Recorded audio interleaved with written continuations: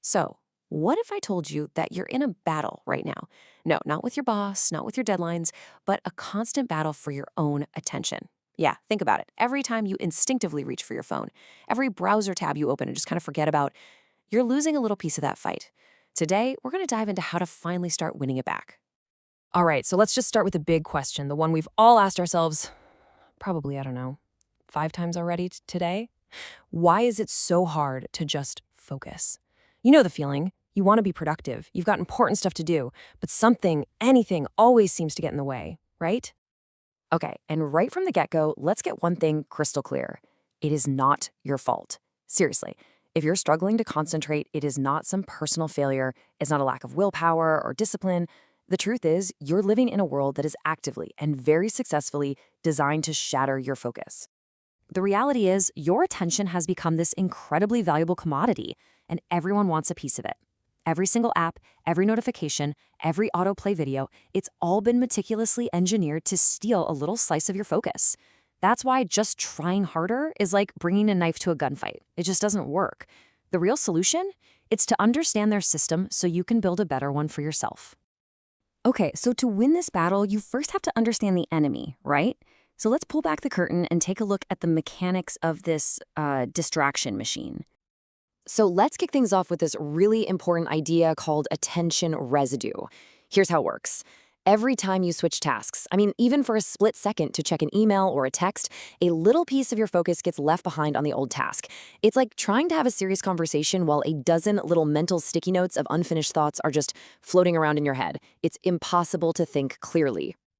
And that attention residue is precisely why multitasking is, well, it's a total myth. We think we're being super efficient, right? Juggling all these balls in the air. But in reality, all that task switching is just building up more and more of that mental fog. It just makes us scattered, we make more mistakes, and it absolutely crushes our creativity. Deep work, now that's the opposite. It's about doing one thing with a singular purpose. That's how you build real momentum. This is exactly why you can't just power through distractions using brute force. It just doesn't work long term. Here's a great way to think about it. Your willpower is basically like your phone's battery. You start the day at 100%, but every little decision you make, every notification you fight off, it drains it, bit by bit. So if your entire strategy for focus relies on willpower alone, you're pretty much guaranteeing you'll be running on empty by 3 p.m. So if willpower isn't the answer, then what is? Well, it's all about creating systems. It's about building what we're going to call a focus fortress around your attention. And that starts with your physical environment. And here's a simple but really powerful rule to live by. Visual noise is mental noise. Think about it. Every single object in your line of sight, that pile of clutter on your desk, that stack of mail, those tangled chargers, it all takes up a little bit of your precious mental bandwidth. A clear space, on the other hand, gives your brain room to breathe. It sends a very clear signal. This is where we do important work. All right, so here are 3 super simple, actionable steps you can take, like today. First, declutter your workspace. Just get rid of anything that isn't related to the task at hand. Second, and trust me, this one is a total game changer, put your phone in another room. I don't mean face down on the desk. I mean physically separate yourself from it. And third, set some clear boundaries. Let your family, your coworkers know when it's your focus time. You know, this quote just perfectly sums up this entire idea. It's not about trying to rise to the level of your ambitious goals. It's about building systems strong enough so you don't fall too far below them. So stop relying on fickle things like motivation or heroic self-control. Instead, design a system, a clean environment, a simple routine that makes focusing the easy default option. But look, even with the most perfect fortress, the biggest distractions can still come from inside our own heads, right? So now we've got to talk about the internal battle. Let's talk about rewiring your mind and creating a kind of internal operating system for focus. So this mental operating system really has 3 key parts. First up is clarity of purpose. You have to know exactly what you're trying to do and, more importantly, why it matters. Next is priority management, figuring out what that one single most critical task is for the day. And finally, there's emotional discipline. That's just about managing all those random thoughts that pop into your head. A fantastic little trick for this is called a brain dump. Just grab a piece of paper and write down everything that's bouncing around in your head. Get it out and onto the page so it stops distracting you.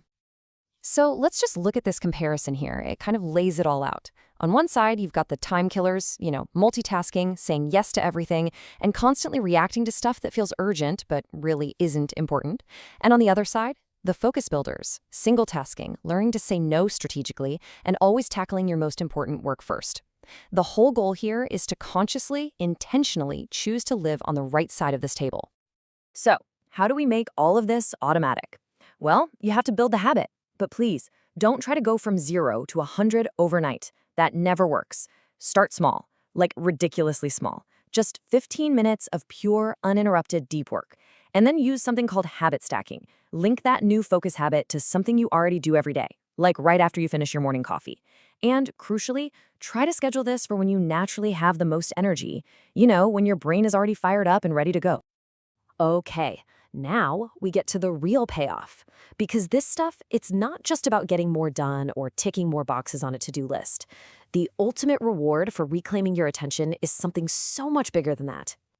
When you boil it all down, it really comes down to this. The number one. It's about having the power to identify your number one priority for the day.